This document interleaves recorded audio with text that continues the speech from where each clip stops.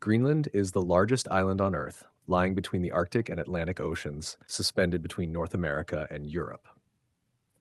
Although it appears today as a vast white landmass of ice, its story stretches back billions of years.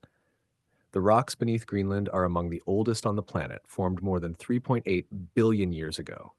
Over immense spans of time, ice ages advanced and retreated, carving deep fjords and valleys until a permanent ice sheet settled across most of the land.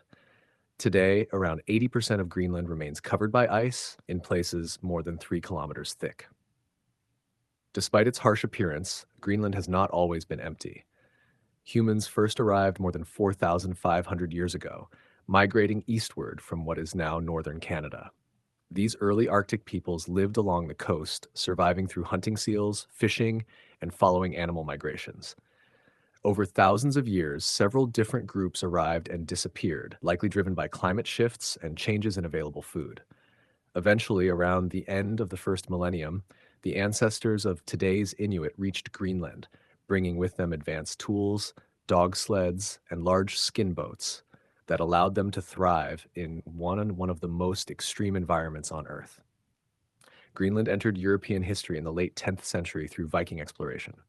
A Norse explorer named Eric the Red sailed west after being exiled from Iceland and discovered the island's southwest coast. When he returned to recruit settlers, he named the land Greenland, believing the name would encourage people to follow him. While much of the island was already ice-covered, the southern fjords were relatively green during a warmer climate period, making farming possible. By around the year 1000, Norse settlements were established along the southwest coast. These communities raised cattle and sheep, fished, traded walrus ivory with Europe, and built churches and stone houses. Greenland became part of the wider Norse world linked to Iceland, Norway, and mainland Europe. Life, however, was precarious. As the climate cooled during the Little Ice Age, sea ice expanded, farming became harder and trade declined.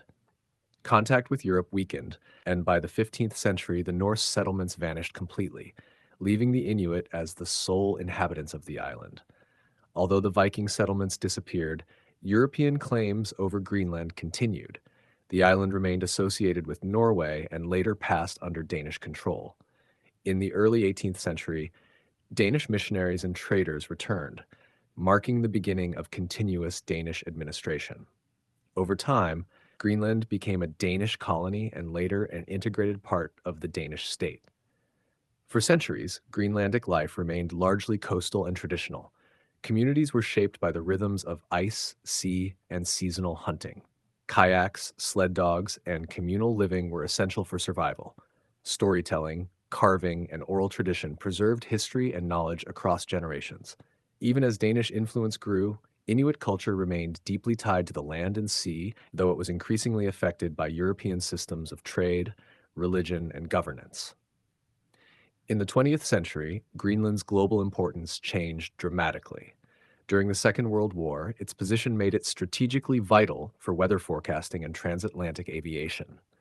The United States established military bases, recognizing Greenland's role as a gateway between North America and Europe. After the war, Denmark retained sovereignty, but Greenland gradually gained greater control over its own affairs. Home rule was introduced in 1979, followed by expanded self-rule in 2009, giving Greenland authority over most domestic matters, while Denmark retained responsibility for defense and foreign policy. Beneath Greenland's ice lies significant natural wealth. The island contains deposits of iron, zinc, gold, and rare earth elements, materials that are increasingly important for modern technology, renewable energy systems, and military equipment. There is also potential for offshore oil and gas, though large-scale extraction has so far been limited by cost, environmental concerns, and technical difficulty. As Arctic ice continues to retreat, access to these resources becomes easier, drawing growing international attention. In recent years, Greenland has returned to the center of global geopolitics.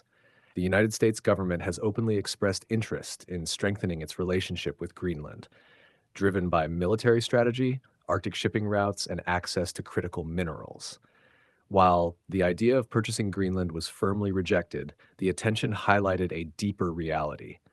Greenland is no longer a distant, forgotten land. It sits at the heart of a rapidly changing Arctic, where climate change, resource competition, and global security increasingly intersect. Today, Greenland is a land shaped by ice, resilience, and history. Its people live largely along the ice-free coasts, balancing modern life with traditions rooted in the Arctic environment.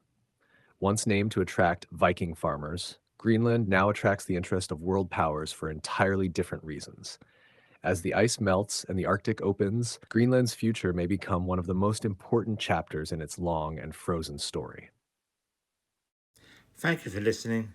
If you like my channel, then please like, share, and subscribe.